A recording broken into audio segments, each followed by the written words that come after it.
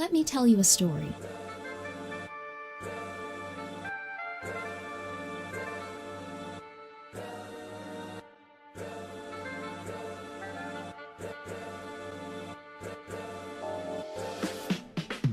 Psychology, neuroscience, and philosophy are converging on the idea that the human mind is made up of two parts, best described as a rider sitting on top of an elephant.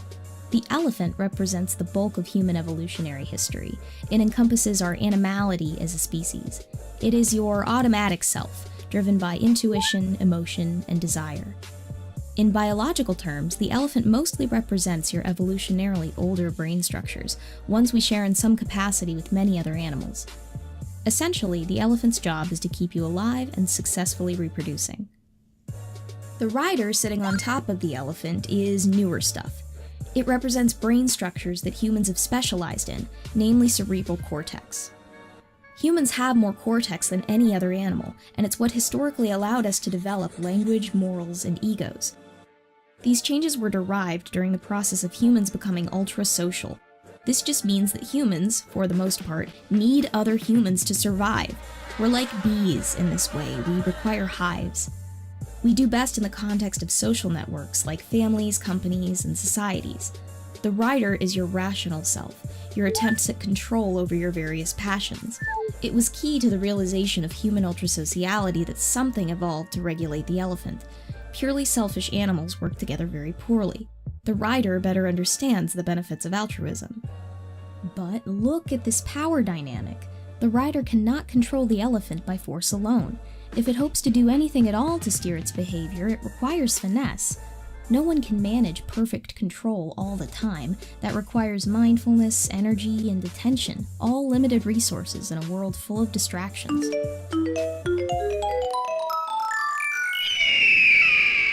We're only human, both elephant and rider at once.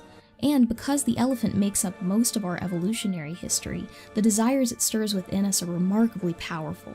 They come from places within us that we can't verbalize. They come from our animal needs to socially integrate and survive. I wrote this summary of the elephant and rider metaphor in the spring of 2015. I was in between graduate programs at the time, working a restaurant job and trying to get my head on straight. The summary is the beginning of a 10-page paper I wrote analyzing Kendrick Lamar's album To Pimp a Butterfly from a moral evolutionary psychology perspective. I didn't really know what to do with the paper, so among other things, I emailed it to John Haidt. He's the social psychologist who refined and popularized the metaphor. He actually got back to me and approved that little bit I just read you. So, I think that means this is canon, right? So you may have heard these two parts of your mind referred to as System 1 and System 2, or their interaction referred to as dual process theory, or something like that. Essentially, System 1 is the elephant. A quick, associative, intuitive, automatic, evolutionarily old process. And System 2 is the rider, a slower, rational, more deliberate process that evolved more recently. It'll be quite some time before we know everything about how these systems manifest in the brain, but for the moment, you can sort them by evolutionary age. The structures that we share in some capacity with other animals largely comprise the elephant, whereas more evolutionarily recent additions to the brain serve as the rider. I say serve because most estimates of the power distribution here put the elephant in the 90s, percentage-wise. The rider isn't doing much steering. So if the rider can't control the elephant very effectively, what is its job? Well, most of what your rider ends up doing is serving as the elephant's lawyer, so to speak. It justifies and rationalizes in language whatever your elephant did. And if you're paying attention, you're really, really good at this. I mean, if you fuck up, you can instantaneously, I can't fucking snap.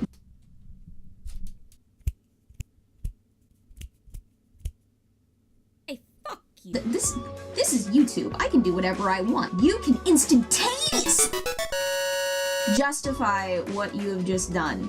You can invent language for it. It's incredible. So I mentioned that the rider evolved to encourage socially acceptable, more altruistic behavior, but at the end of the day, it's more concerned with your reputation. It's more concerned with whether or not people know you're shitty than whether or not you are actually shitty. So if even the rider isn't effectively controlling the elephant, what hope do we have of controlling our own behavior at all?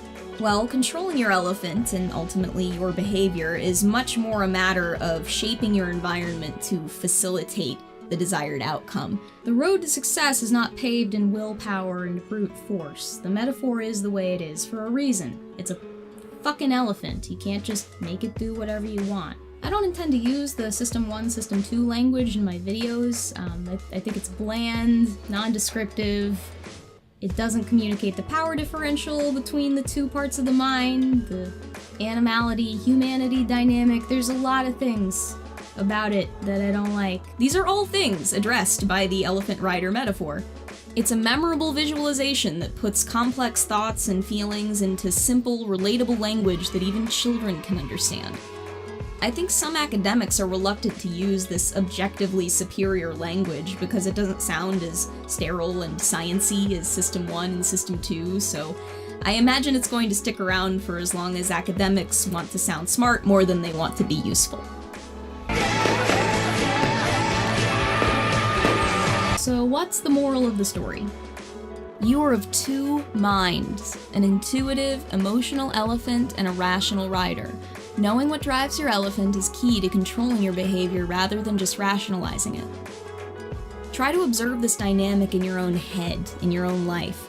Notice how when you drive a car or do other automatic physical tasks, you aren't really thinking about it as much as feeling your way through it. You're intuiting your way through it. Notice how you can immediately justify why you're a good driver and the person who just cut you off is a bad driver.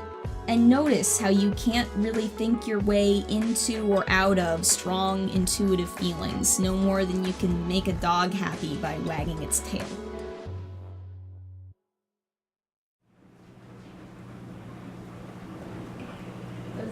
Are you happy? Oh, shit.